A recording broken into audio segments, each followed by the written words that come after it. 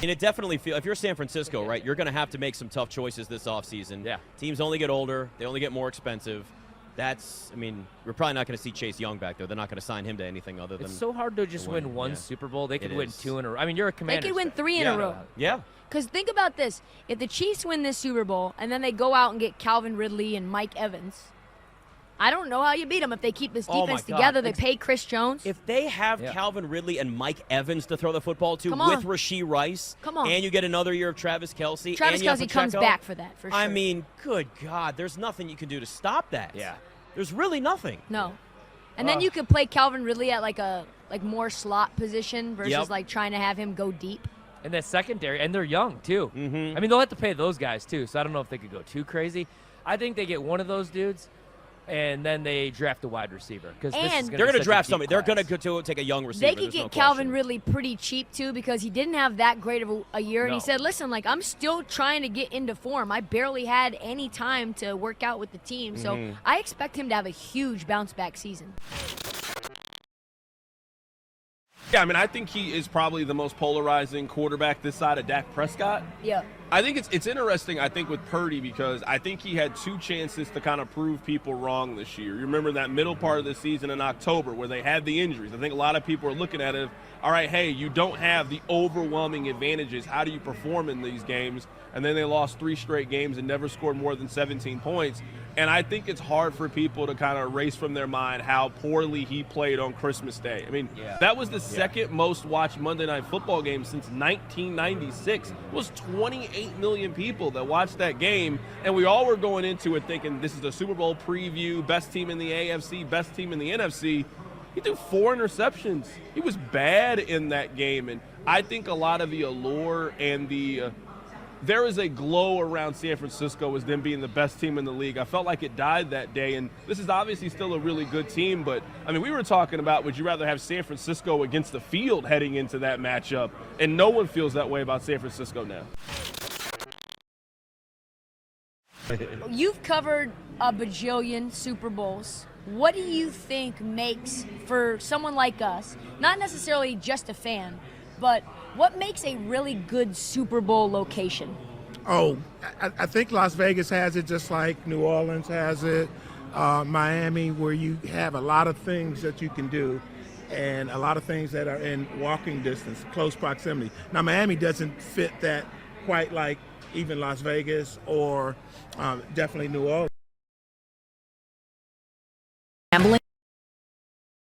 Within a close radius. I think that's one of the things that really makes it special for a Super Bowl site. Then you got to get the weather, which Las Vegas has really disappointed me this week. Yeah, what is it this week? Damn. You know what? When we leave next week, I saw it. Oh, you know it's coming. It is. It's sunny and beautiful next week. I saw that. Yeah, that's always the case. So that's one of the things, but.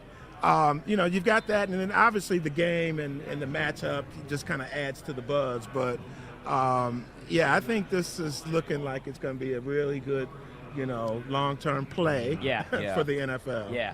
So you've been covering the league for so long. Big fan of your work. We're going to see 2 great coaches coming up on Sunday, and Kyle Shanahan and Andy Reid. But before we get to that, I loved your piece on Bill Belichick not being able to win a ring without Tom Brady. Are you surprised that Bill didn't get a job? And do you think that that's it for him as a head coach in this league? I don't think it's it for him. I really don't, because he has said that he wants to coach some more. Yeah. We've seen coaches take a year off, and,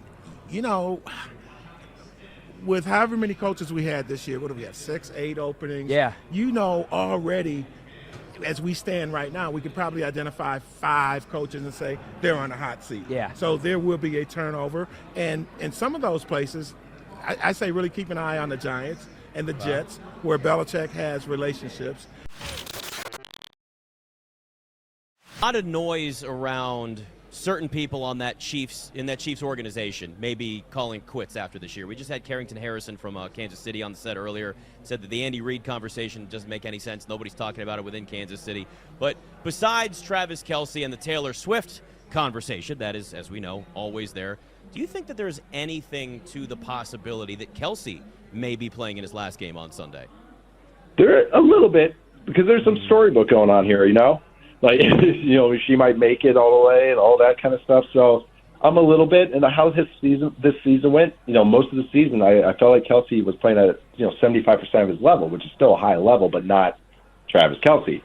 And then I think in the playoffs he's now turned it on. It's like, oh yeah, that's you. Yeah. Also like all the Travis Kelsey overs, by the way. Having said that, because I think this might be his last game, and because of the circumstances and because of the situation and everything, I think that there might be that moment, especially with his brother, and especially kind of the off ramp into his next career.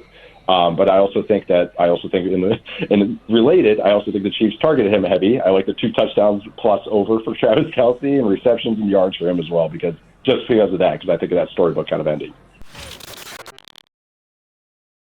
Isaiah Pacheco is a legit running back, and he is a weapon that they're finally giving the ball to consistently. Right. Salute to Clyde Edwards-Helaire, but stop giving him the ball in the red zone. You feel me? Pacheco runs like a man possessed every time he gets the ball, and that's what you want on your team. That's what you want to root for. I love Pacheco. So I saw you, like he said, you've been not just taking photos with folks. Look at this. Everywhere. It's not just photos. He's interviewing people too. Yeah. Tommy DeVito. Tommy DeVito. Who was the most, I guess, like standout conversation in terms of athletes that you've talked to this Super Bowl week, and like what did you learn from them? Well, I did ask Christian McCaffrey if he liked red Doritos or blue Doritos. That was very insightful. Also, I asked a lot of What did he say? He liked the blue Doritos, if I'm not mistaken. I have to check the tape. But yeah, besides him, I asked Kyle Shanahan what's the most important thing he had to do to win the Super Bowl. And he said score more points than the Chiefs. So I feel like that was very insightful as well. Yeah, I like that answer. Who do you think has the coaching advantage, Shanahan or Andy Reid? Andy Reid, 1,000%, because salute to the coaching trees, Kyle Shanahan's and his dad, red face. I love him so much, but I think Andy Reid has shown and proven that he deserves to be here with the Eagles. He did a great job, but with these Chiefs, man, it's coming into fruition. You mentioned Chase Young. What has been your assessment of why he's been largely so ineffective? He's a bum. There's really 2 tales of Chase Young, right? There is this high effort. Right. There's high effort, there's high motor like the Lions game in the second half. Then there's low effort, low motor, just kind of nonchalant play, which was against the Lions in the first half. I'm sure you saw it on Twitter, him jogging towards Jahmyr Gibbs. He had a chance to tackle him. It became a touchdown. But you look in the second half, he's stuffing guys at the line of scrimmage. So for Chase Young, I think it really is being dialed in every single play. Steve Wilkes made it a point to say, look, the effort against the Lions was not there, and it's unacceptable. Nick Bosa, the exact same thing. I think on this team, they have the players to keep each other accountable, unlike Washington was the past few years. I would not be surprised if Nick Bosa said, look, Chase, do it again. We're going to go out there and pull, Randy Gregory, and you're going to sit. We cannot have you taking plays up. This is the biggest game of the year. You have to be dialed in every single snap, and if you're not going to play. How have limits changed? I know you're able. Are you able to get a little bit? How did it start? How did limits start with the player prop market? Well, they're always going to be significantly lower than spread money line total. Yeah. But look, even 4 or 5 years ago, it was it was probably significantly less than now. I know that, for instance, when one odds maker opened theirs in town a week ago, made a big reveal out of it. You could literally get down $2,000 a pop right away. It's gone up significantly. Yeah. And that's one of the reasons, along with the popularity and the number of props, that in some instances, some sports books are taking more money on Super Bowl prop bets than on the rest of the game.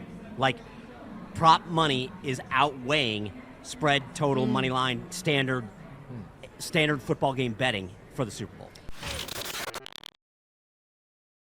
If you had to make a pick for a Super Bowl MVP, where would you go?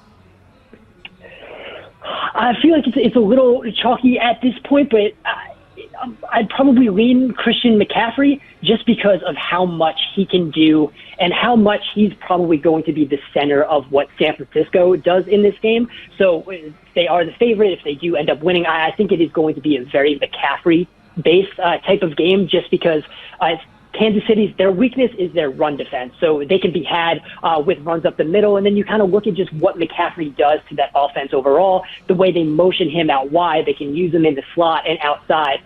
Kansas City doesn't really have a singular player or really a group of players who are able to contend with what McCaffrey does. So I'd kind of expect a pretty heavy McCaffrey usage in all areas of the field. So if San Francisco ends up winning, I would take McCaffrey as the MVP favorite.